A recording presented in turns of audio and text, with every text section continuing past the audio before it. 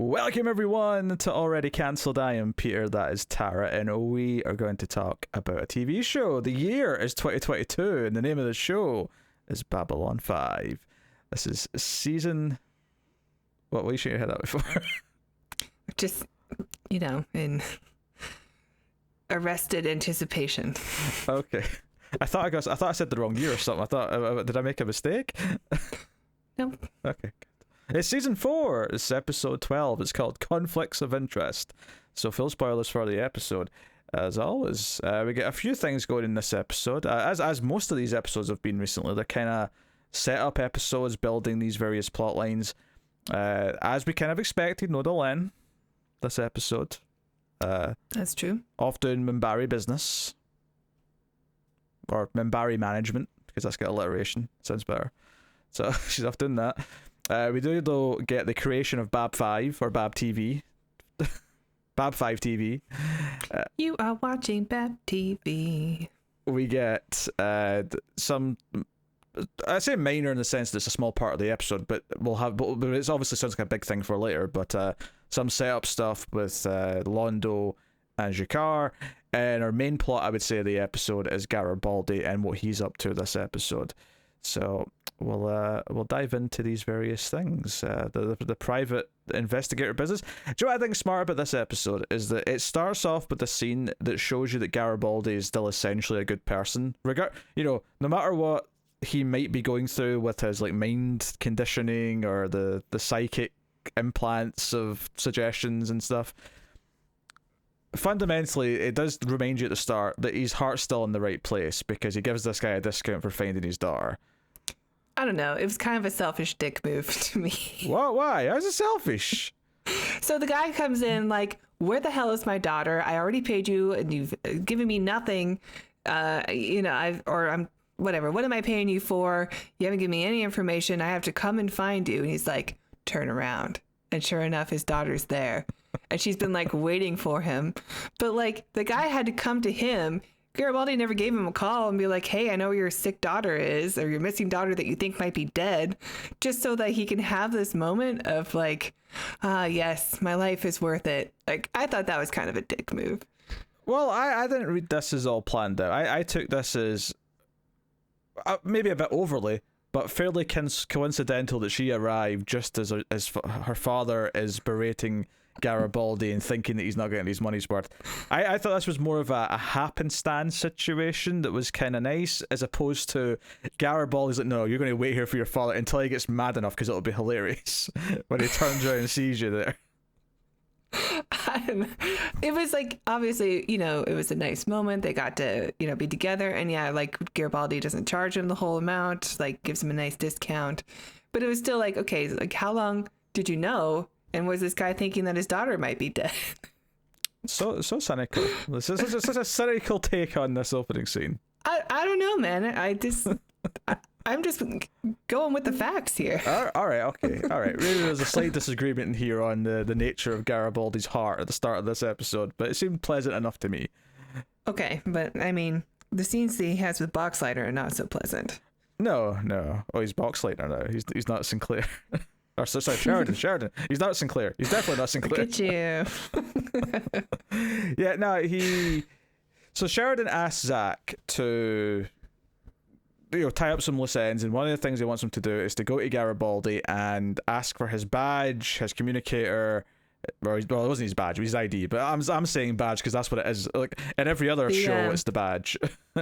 Yeah. But yeah, and also the his weapon. Link. Mm-hmm. Yeah. So. And Zach's a bit uncomfortable about it, and he kind of believes that he's going to come back eventually, so he's not really wanting to. But Cher's look, this is regulations, and Garibaldi knows that. Garibaldi's the one who would enforce this before, so he knows exactly what the deal is here, so it shouldn't be that much of an issue. And Zach goes to see him, and they're pleasant enough, but then he's like, I had to come and see you, and he asks for this, and this, and Garibaldi puts a little bit of fight up for his weapon, but kind of does give in, gives it over.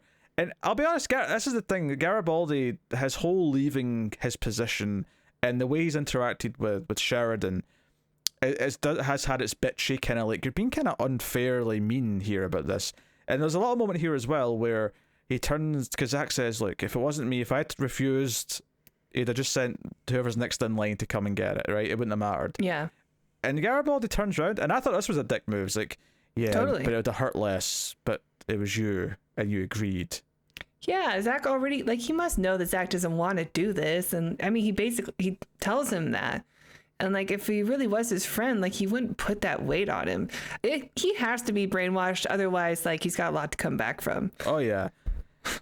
it almost feels like the brainwashing is kind of like maybe the specifics of it are more about him, like, sort of shooing away or, like, repelling everyone that he's supposed to care about.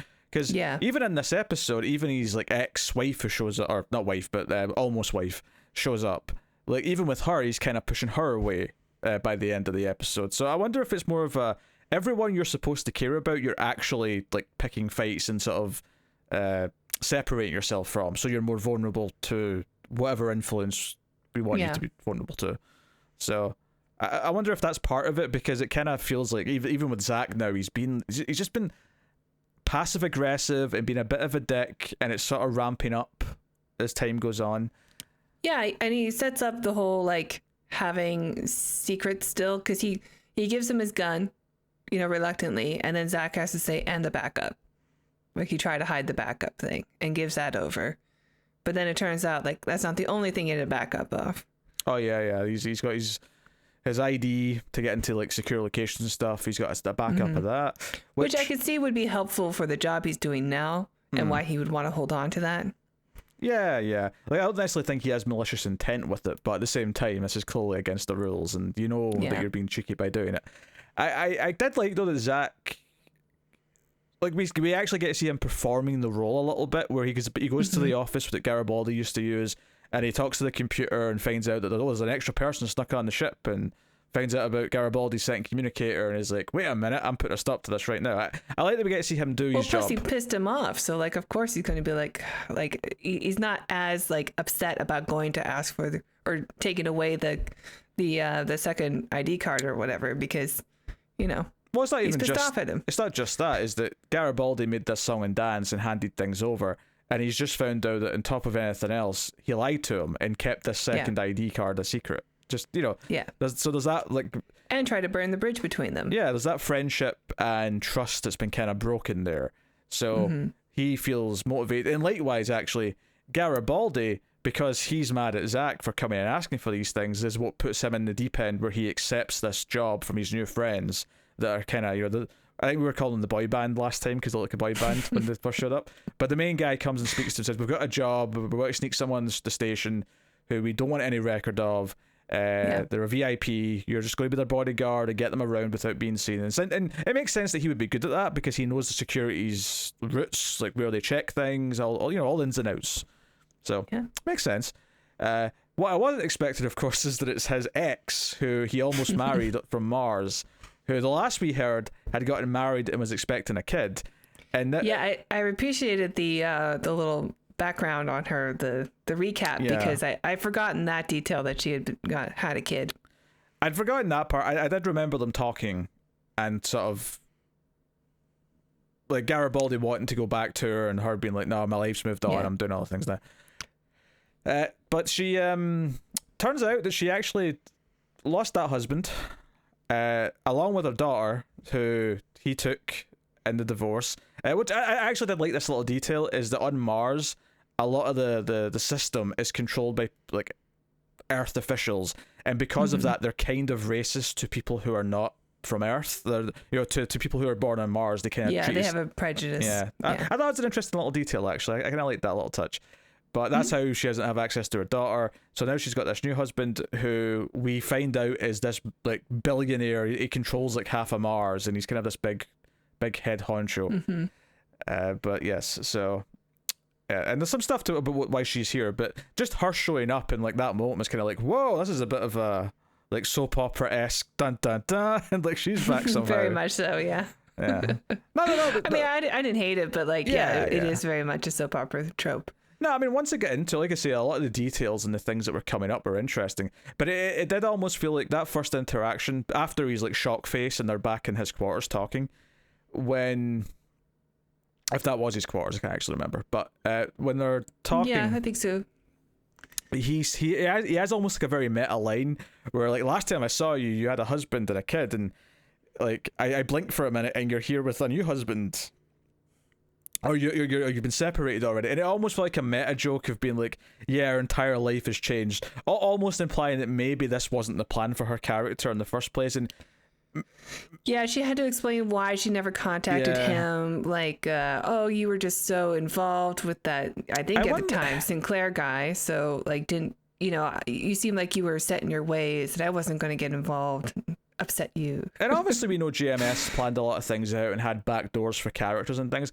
I do wonder if this was initially meant to be a different character who for some reason they couldn't bring back or get. So he just kind of, there's okay, we'll fudge it and make it work with this character who we can get back. I wonder if that's what's happened here, because it did kind of feel a little bit not super bad, but just it felt a little bit like course correction was happening just to kind of make her fit into this role.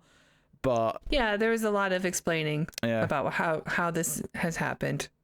That maybe fans would be upset if there wasn't some sort of explanation.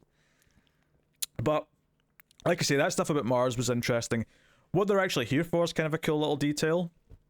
Is that some telepaths, their telepath gene is mutating and becoming more of a virus, and it can actually spread to non-telepaths. It's only a danger to other telepaths, but it can spread to other telepaths. So it's almost like one telepath, their gene went bad, but then it started spreading to other telepaths, and what they're here for is some MacGuffin to like help with this and stop it from happening. And part of the reason why they're doing it all in secret, because it's a fairly noble goal. This all sounds like a fairly, like, it's not like a villainous evil thing they're doing by the sounds of it. Is because there are a lot of people who just don't like telepaths. They think they're dangerous, they're scared of them, and they'd be perfectly okay with them all dying out. And that's why they're having to do this sort of behind closed doors and all hush hush. I wonder if this is kind of like an AIDS parable. Oh sure, yeah. There wasn't a huge like eagerness to look for a cure for AIDS initially. A lot of homophobic people, I imagine, in power, not feeling like it was a high priority. Exactly. Yeah. Yeah. I could see that being a case. I wasn't really alive for that main early part of that, but no, I mean it's stuff you learn later on. Yeah. So we get a kind of a fun action sequence. A couple of like evil telepaths show up. We don't know they're telepaths at first. We only realize they're telepaths later on because one of them makes Garibaldi not shoot him. Because Garibaldi, and at first I didn't realize it was him. At first I was thinking, oh, is this the condition? He's been told not to shoot people from this organization or something. I actually didn't even make that connection. I was like, I wonder why he didn't just shoot him in the face. No, because he says it in the next scene. He says they're telepaths, and that's why they knew. He says they're telepaths, but I didn't realize that he used any kind of telepathy on him. I thought maybe he just was able to read Garibaldi's mind and know where like they were going next or something, or where other people were. Or like, well, we're not going to bother with you. We're going to go get those guys. You could be right. You could be right. Maybe he just doesn't care about Garibaldi. But I mean, it would make sense that he wants to protect himself. Because Garibaldi had no reason not to shoot him, really, when you think about it. Yeah, he was just a big target right there. But yeah, he gets the information about where the others are going, and that's where he says it out. He actually says it outright in a minute, but he does actually at first. I got that they were telepaths because when he talks to the others, because they're in the vents, we get like a sort of Die Hard-esque scene and like them shooting through the vents to try and hit them. It's a fun little sequence actually, but he says to the other two. Die Hard, that's so funny because Garibaldi looks like Bruce Willis. Sure, yeah.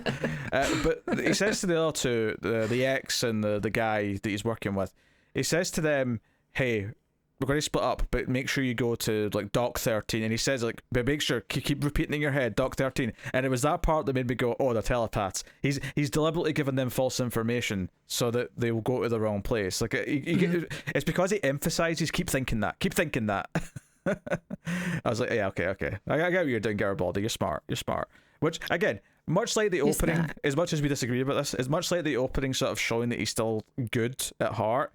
I think. Well, I do genuinely think that he's good, and that's what that scene is for. I just thought that it was. Sure. He still came off as a bit of a dick. But much like that opening scene, I think showing that he's still good at heart. I think this scene is showing that he's still good at what he does. This scene is still showing he still has the brains of Garibaldi, who's able to outthink the people that are after him and use his wits to get around things. Like, I think that's what this scene's for. So I think this episode, as much as it's showing you him descend further into this organization, and at the end of the episode he gets this offer from I guess Mr. Eggers, the new husband, to like come and work for him on Mars, which he said, which it seems like he's saying yes to, but the sounds of it. We're also getting throughout the entire episode signs that he's still Garibaldi as well, and I think that's a really important thing to be playing, because when we come back to Sheridan, you know, later in the episode, and Zach's saying, "Oh, he's had another ID card," Sheridan is pissed, and he when he talks to Garibaldi, he's like you'd pull anything even remotely like this again, then like I'll throw you in the brig. Like, I mean, Garibaldi talks himself out of it this time. He's like, "You've got nothing on me. I didn't really do that much illegal. You know, a little bit of trespassing, but nothing super serious." Yeah, but still his station. Like, can't he just get rid of him for any reason? You would think. I mean, as much as we like to joke about Ivanova's open airlock policy, I don't think it's actually that that vicious. Yeah. But I mean, yeah. So it really sets up. I mean, 3 people did end up dead. You think that would be enough to be like, okay, I don't want you on the station. There's 3 people dead because of you. You know, go back to Earth. Well, you say that, but 2 of them did it by like cyanide pills in their mouth. So I mean, that's true. I don't think you can blame Garibaldi for that. Yeah, I guess, but he is involved. He's involved, but you can't blame him for 2 people taking suicide pills. Okay, you're right, but it's just like, I just think that, you know, Sheridan has enough power that if you really, you know, if he really wanted to, he could have won that scene and just said, well, get the hell off my station. Well, maybe you could argue then that he's actually still, even though he's really pissed and he's like showing a lot of anger, that he's still internally holding back a little bit, because it is still Garibaldi, and he's still trying to give him some leniency. Yeah, I mean, this is still probably very confusing for everybody. It's just like, he's really pissing us off, and he seems to be doing it on purpose. So, like, there's a bit of betrayal involved with it, but also, like, it wasn't that long ago that he was everybody's friend, and like, this is still just so unusual. And I think that's another part of the point of this episode, is that you take the person who still was sort of rooting for him the most in Zach, the one who hadn't like got pissed off at him yet, and you have him feel the betrayal from Garibaldi. You have him feel pissed at him, because by going to that extreme end, by going to Zach, who is the really likable guy who is really friendly with everyone, and have him be angry at Garibaldi, you're really playing this side of, though he really is separating himself from the rest of these characters, which is kind of why I came back to the idea that maybe that's part of what that psychic it better be conditioning was. You don't hurt Zach like that. You can't hurt Zach. He's such a sweet, innocent bear. He's like a golden retriever. Yeah, so you know, it's always funny. It's like, I don't think this plot on paper sounds like the most like invigorating thing ever, but actually talking through it and talking about all the little things it's doing to pull you and push you in either way with Garibaldi, I think it's actually quite smart now that I'm sitting talking about it. Yeah, I mean, it was a decent episode. I didn't hate it. I just hate, you know, what Garibaldi has become and how he treats the characters I like. But that's good, because that means you care. Well, yeah, and it means that whatever Psychor did to him is working. Although they sent telepaths after him that ended up dead, so maybe that's... I'm still confused by this plot. I'm sure it'll work itself out. Well, you don't know for sure it was Psychor necessarily. You know, it was a telepath. Yeah. It could be, because I mean, we already know that there was one group in Psychor that had splintered off into, you know... You think they're Bureau 13? Yeah, it could be Bureau 13 who are separate from the rest of the telepaths. Or maybe it was Bureau 13 who was chasing them in this episode. I don't... Like, we don't know. But... It did kind of feel like Bureau 13 was the thing that hasn't come back for a reason, but... Yeah.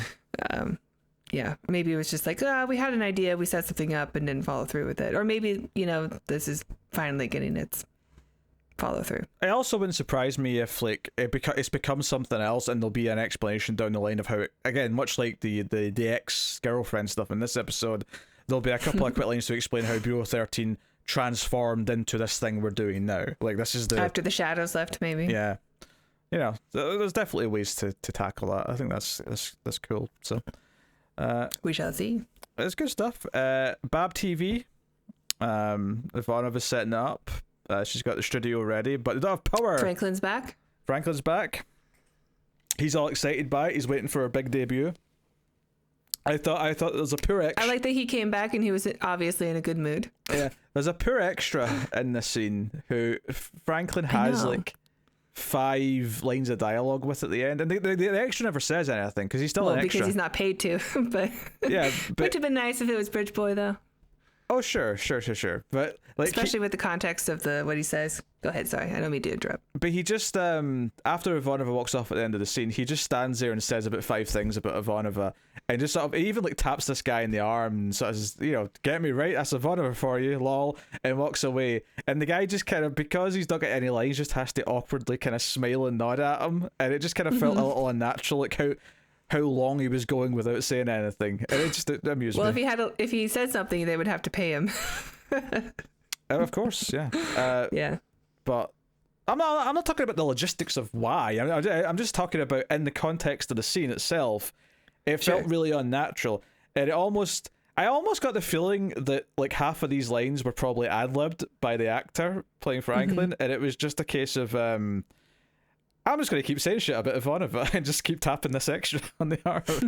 Maybe. just so he has to sit there and awkwardly. That's Ivanova for you. I mean, you love her, but you're afraid of her. Something like that. Yeah. Yeah, something like that. Yeah, sexy but scary. That's the gist of Ivanova. Which is why it would have been great if it was Bridge Boy. I don't know where Bridge Boy is. Bridge Boy. I don't know either. He's gone. He went off looking for Poochie or something. I don't know what he's doing. Did he not get the memo? Yeah, so Franklin gives her an idea, which is to go down to the planet and use that to power the signal, because the signal can only reach the local space. To get it all the way back to Earth and all the other stations, they have to boost it with lots of power. And she's like, yeah, that's actually a good idea. I'll go down to the planet and see if I can use their power, because it's a very powerful big device down there. I like her little maneuver of it's a good idea. In fact, it's an obvious idea that she's so embarrassed that she didn't even think of it, and claims it as her own idea, and that Franklin never said it, and he has to play along. Yeah.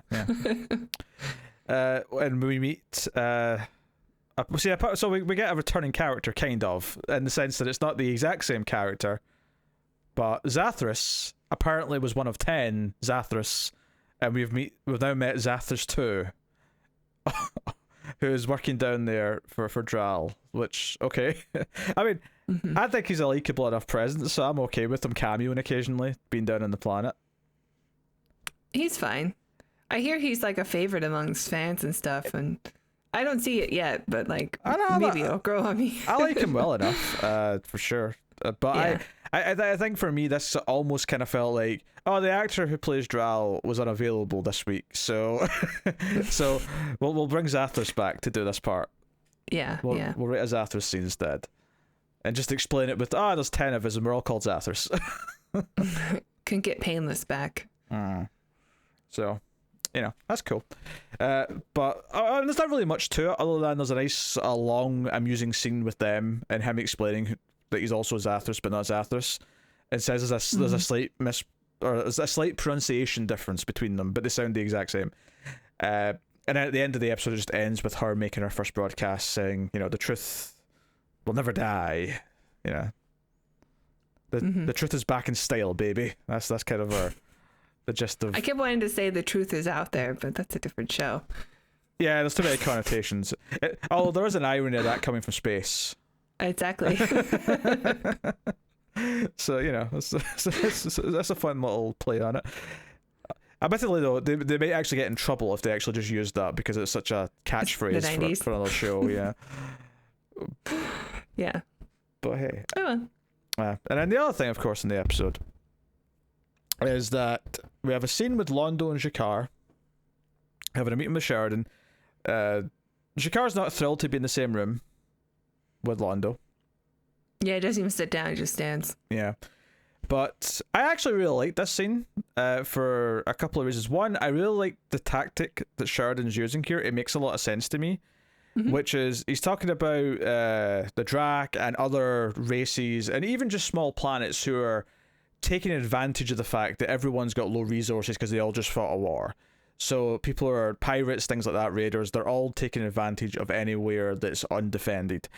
and he wants to repurpose the Rangers and the White Star Fleet to effectively just become a protection service that goes around and helps civilians and stops them from being attacked. And he wants Jakar and Londo to get their respective planets and governments to agree to like include their space in this. Like their it's not, you can't call it airspace, but you know what I mean. Their space sectors, right? They're you know what I'm space. Yeah. So, and the idea behind this is that him spreading his fleet of ships around might look like he's actually trying to make a move, like Babylon 5 or Earth, if people still consider him a part of Earth, are making moves to like dominate more of the galaxy in their own space. And obviously that's not what his intention is. So his idea is that if the Centauri and the Narn agree on something and have a united front on something, then it kind of makes it clear and sells it to everyone else that this is like something they should care about, and it's something that isn't a trick, and it'll be taken seriously.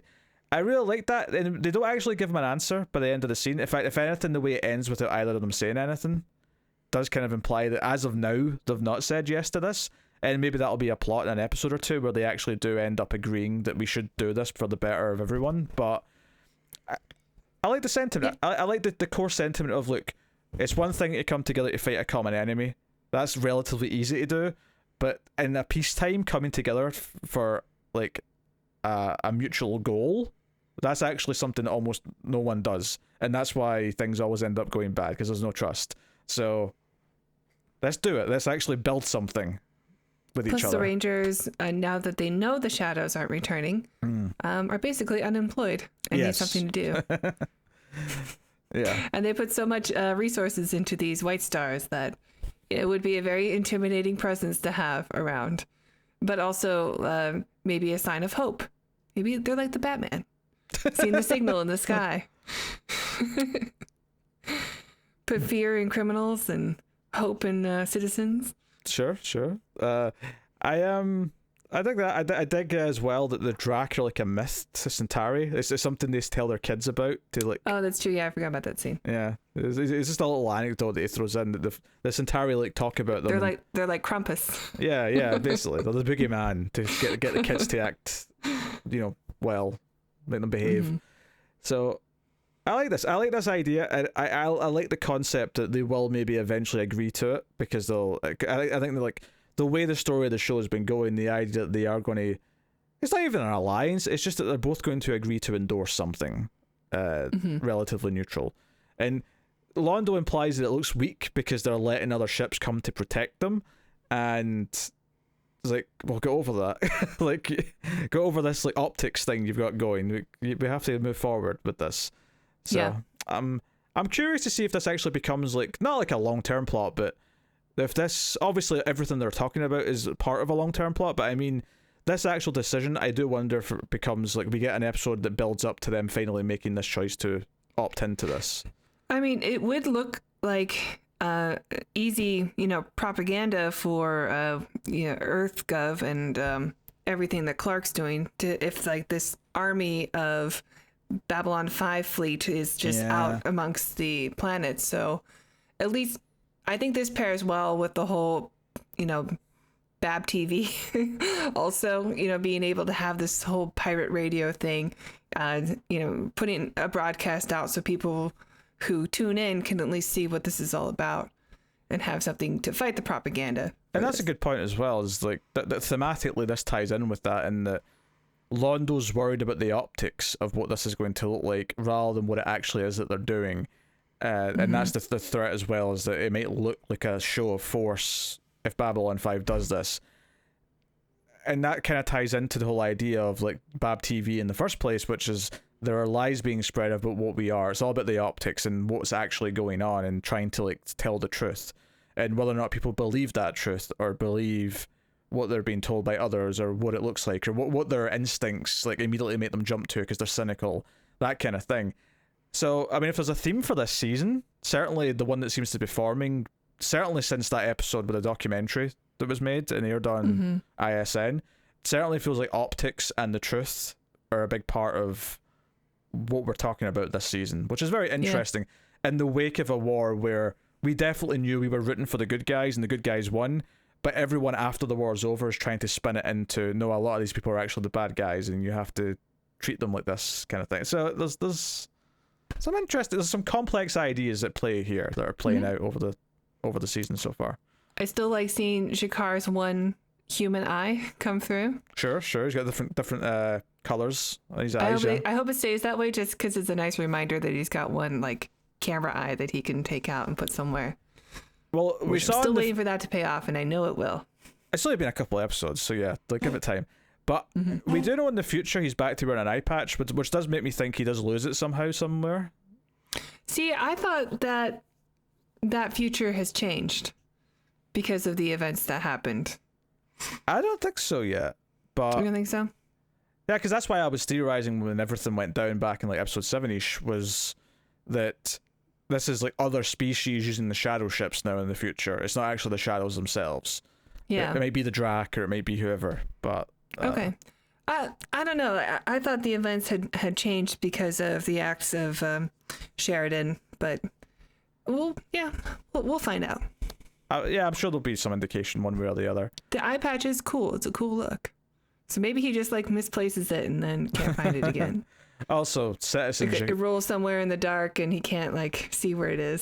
Citizen Jakar is still a cool title. Oh, and also the other reason why, even if the future's changed a little bit, the main part of that scene was revealing that Londo was being controlled by some sort of parasite, and that is very much something that we're still dealing with. That is still very much a key plot that we're going to look at. So you're right.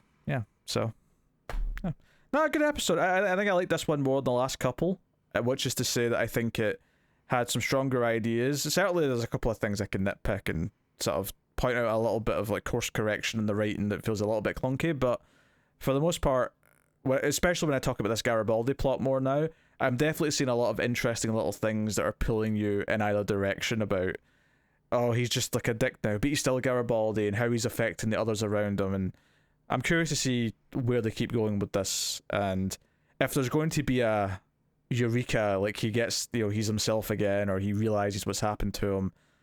I'm fascinated to see how that arises, or whatever. There better be some big apology gift baskets going on.